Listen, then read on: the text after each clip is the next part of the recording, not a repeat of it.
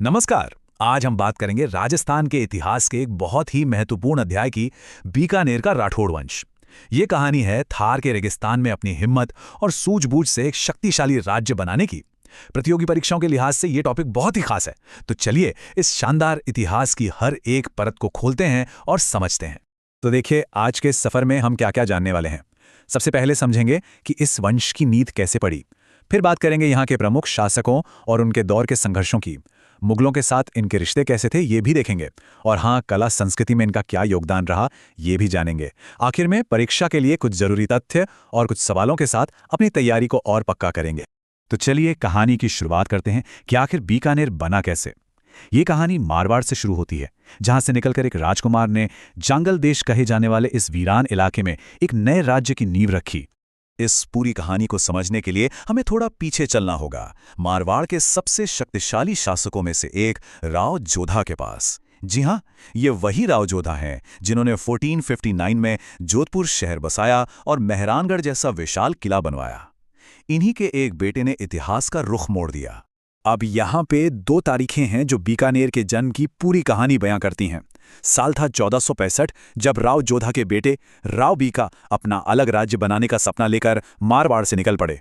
और फिर ठीक 23 साल बाद 1488 में उन्होंने राती घाटी के पास बीकानेर शहर की स्थापना की, जो आगे चलकर राठौड़ वंश की एक नई और मजबूत शाखा बना।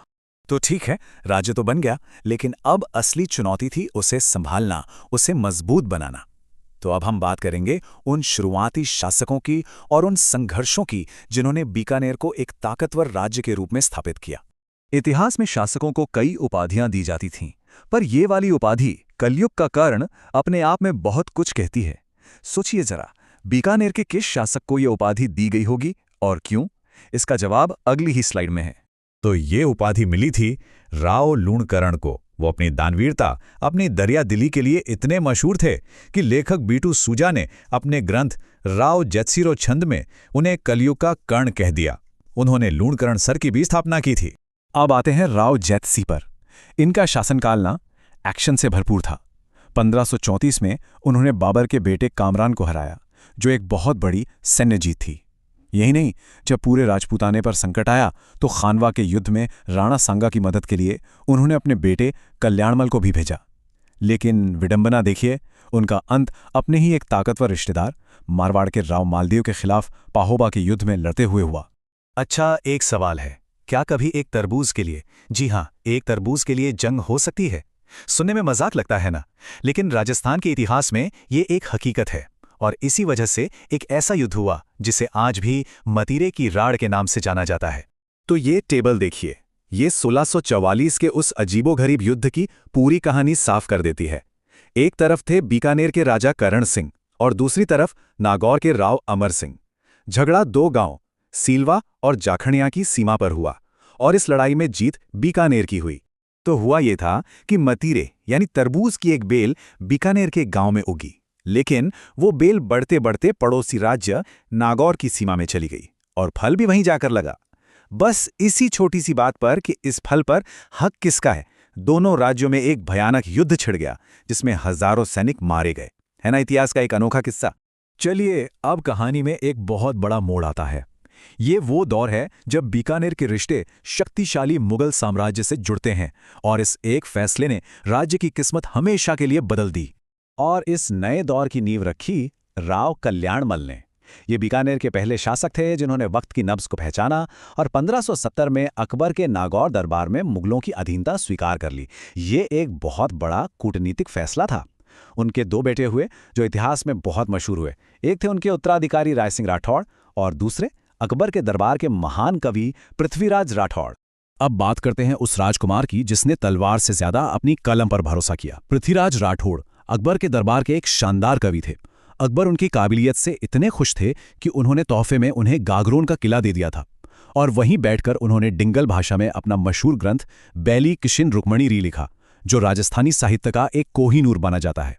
और देखिए, ये जो दस्तावेज है ना, ये कोई मामूली कागज नहीं है। ये इस बात का पक्का सबूत है कि राजा राय सिंह का मुगल दरबार में कितना बड़ा रुतबा था। खास तौर पर जहांगीर के शासनकाल में वो कितने अहम व्यक्ति थे, ये इसी से पता चलता है। राजा राय सिंह इनका नाम मुगल दरबार में बहुत इज्जत से लिया जाता था। सोचिए, उन्होंने दो बादशाहों अकबर और जहांगीर के साथ काम किया। जहांगीर के समय में तो उन्हें 5000 का मनसब मिला, जो उस दौर में बहुत बड़ा सम्मान होता था।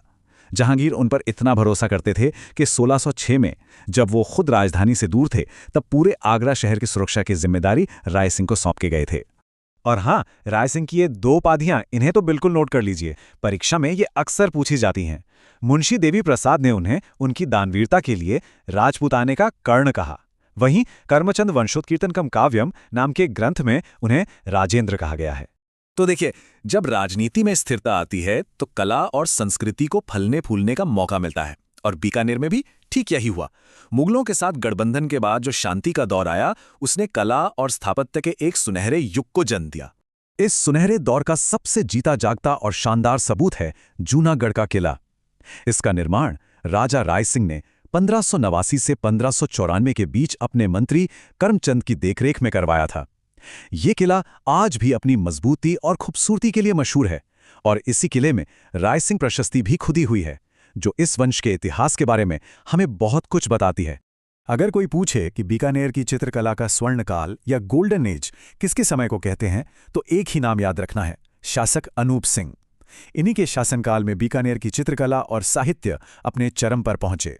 तो क्या खास था बीकानेर की चित्रकला में? पहली चीज है यहाँ के महलों में मिलने वाले शानदार भित्ति चित्र। फिर आती है लकड़ी की पट्टियों पर की गई खूबसूरत चित्रकारी। और सबसे खास, जिसकी वजह से बीकानेर पूरी दुनिया में जाना जाता है, वो है उस्ता कला, यानी ऊंट की खाल पर की जाने वाली चित्रकारी। ये बीकानेर की अपनी पहचान है। तो ये उस्ता कला है क्या? सीधे शब्दों में कहें तो ऊंट की खाल पर सोने के महीन काम और चित्रकारी करने की कला। ये बहुत ही बारीक और खूबसूरत काम होता है, और सबसे बड़ी बात यह है कि ये कला आज भी जिंदा है, जिसे उस्ता परिवार पीढ़ी दर पीढ़ी आगे बढ़ा रहा है।